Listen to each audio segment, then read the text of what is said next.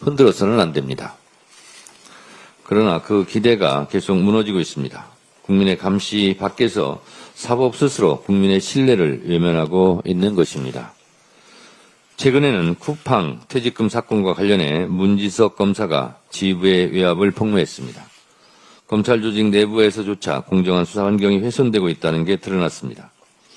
양승태 대법원장 시절 드러난 사법농단과 재판 거래는 법치주의 기반을 뒤흔든 중대한 사건이었는데 시간이 흐르고도 잘 개선이 되지 않고 있습니다. 지금 조희대 대법원장 체제에서도 사법부가 정치적 판단에 개입한다는 논란이 계속되고 있습니다. 사법부의 독립은 특권이 아니라 책임을 의미합니다. 공적 권한이 견제 없이 집중될 때 부패가 발생하고 자정 능력도 없습니다. 역사가 증명해 왔습니다. 사법부도 예외일 수 없습니다. 한 가지 아쉬움이 큰 대목을 말씀드립니다. 지금 조희대 대법원장은 사법부 독립을 외치고 있습니다. 사법부 독립은 작년 12월 3일 비상계엄 내란의 밤 때 지금보다 더 크게 외쳤어야 합니다.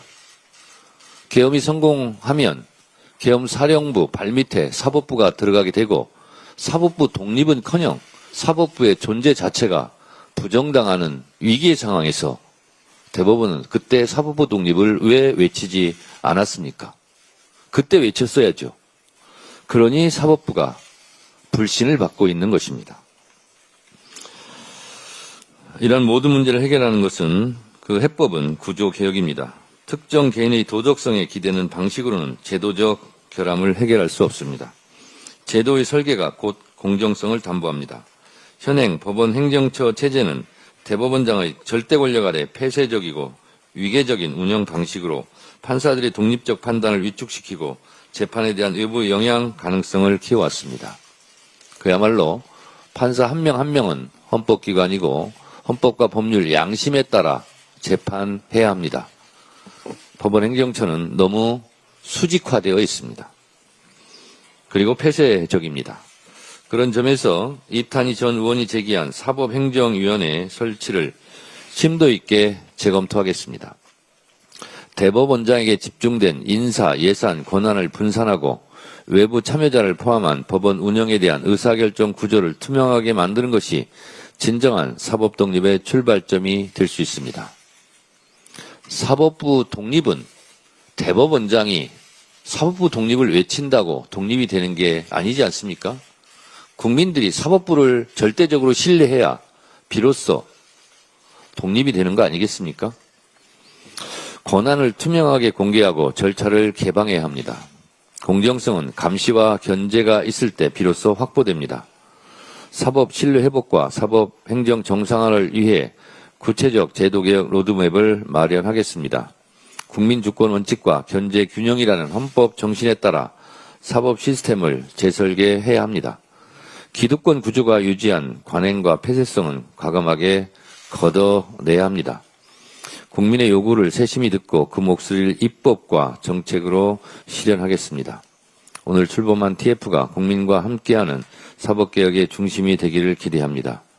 새로운 사법 신뢰의 시대를 국민과 함께 열겠습니다.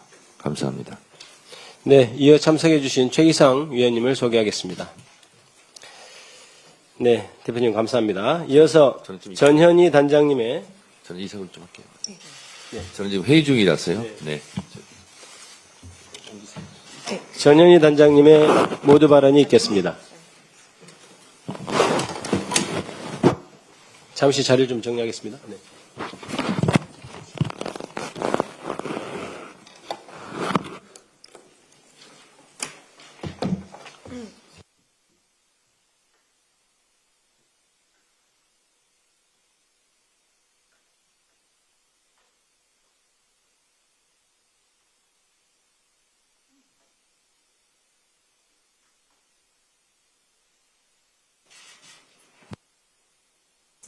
네, 당대표께서 지금 현재 지방선거 기획단 업무 보고를 받고 회의를 주재하고 계셔가지고 자리를 이석하셨다는 말씀 드립니다. 더불어민주당 사법불신 극복 사법행정 정상화 TF 단장을 맡은 전현희 최고위원입니다. 내란 종식과 사법개혁의 마무리 투수 역할인 사법행정 정상화를 위해서 뜻을 모아주신 모든 TF 위원님들께 진심으로 감사드립니다. 바쁘신 와중에도 발걸음해서 사법개혁 의지를 다져주신 정청래 당대표께도 각별한 감사의 말씀을 드립니다. 국민 여러분들께 질문을 드리고 싶습니다. 대한민국에서 지금 법 앞에 평등, 헌법적 가치가 실현되고 있다고 생각을 하십니까? 공정한 재판을 받고 있다라고 믿습니까? 사법부가 사법정의 실현의 최후의 보루의 역할을 제대로 하고 있다라고 생각을 하십니까? 아마 대부분의 국민들이 아닙니다라고 답을 하실 거다 생각을 합니다.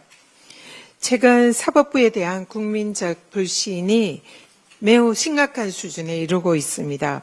심지어 사법부가 국회보다도 더 낮은 신뢰도를 기록한다라는 그런 여론조사 결과도 언론에서 본 적이 있습니다. 판사 출신의 정관 변호사가 변호인 선임계조차 내지 않은 채 현직 재판장과의 친분을 이용해서 판사 퇴임 하루 전에 범죄자의 보석 결정을 받아내는 정관예우 법조 비리가 버젓이 자행되고 있습니다. 정관 변호사들이 전화 한 통화 변론 대가로 수억 원의 수임료를 챙긴 법조 비리 사건의 그 재판장은 현재 야당 대표가 되어서 국민이 아닌 사법부의 옹호에 앞장서고 있습니다. 업무 시간인 백주대낮에 노래방에 술판을 벌이고 또 중대 사건을 맡고 있는 현직 부장 판사가 변호사들과 룸살롱 출입도 하는 결코 묵과할 수 없는 많은 법조 비리들이 오늘 법조계 사법부의 현실입니다. 그러나 정작 이들에 대해서 내부 감찰을 하고 자정작용을 해야 되는 법원에서는 사실상 제19 감사하기로 면죄비를 주고 그런 자정 능력을 잃은 지 매우 오래입니다. 국민적인 신뢰가 바닥까지 추락한 사법부, 이제 국민을 위한 사법부로 정상화해야 합니다. 사법 신뢰를 추락시키는 정관예우 법조 비리는 반드시 근절시켜야 할 구태입니다. 국민을 피눈물 흘리게 만드는 무전유죄, 유전무죄, 이제는 반드시 타파해야 합니다.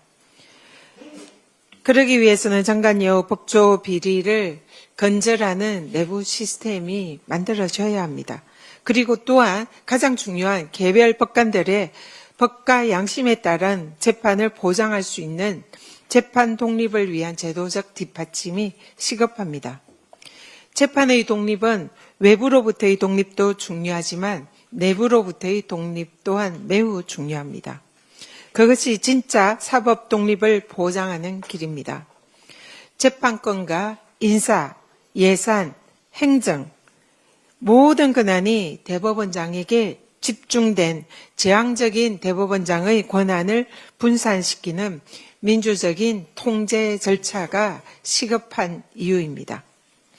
이번에야말로 대법원장이 본연의 업무인 대법원의 재판장 업무에 집중할 수 있도록 제도 개선을 해야 합니다. 대법원장이 앞서 말씀드렸지만 재판, 인사, 예산, 법원 행정 이런 모든 권한을 독점적으로 행사하는 경무에 시달리고 있습니다. 이 경무에 시달리면서 또한 정치 개입까지 하시느라 얼마나 힘드시겠습니까? 대법원장의 이러한 모든 경무를 해소시킬 수 있는 그런 사법제도 개혁이 시급합니다. 그리고 대법원장이 국민을 위한 재판 업무, 사법 독립 업무에만 충실할 수 있도록 제도 개선을 하는 것이 이번 TF의 목적입니다. 사법행정 정상화 TF는 국민의 명령인 사법개혁을 완성하는 것이 가장 핵심이고 또 마무리 투수 역할을 자임합니다. 대법원장을 정점으로 하는 사법 피라미드를 민주적인 절차로 개혁하는 것이 사법개혁의 가장 핵심되는 본질입니다.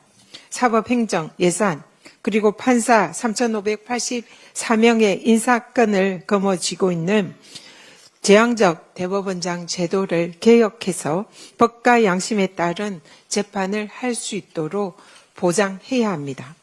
사법행정을 정상화하기 위한 모든 경우의 수를 열어놓고 충분한 수기와 공론화 과정을 앞으로 TF는 거치도록 하겠습니다.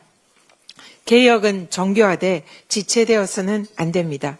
연내 통과를 목표로 오늘부터 가칭 사법행정 정상화법 논의에 착수하겠습니다. 사법부가 민주주의와 인권의 최후의 보루로서 진정한 사법 독립을 실현할 수 있도록 무거운 책임감으로 일하겠습니다. 감사합니다. 네, 단장님 말씀 감사합니다. 이어서 위원님들의 발언을 듣도록 하겠는데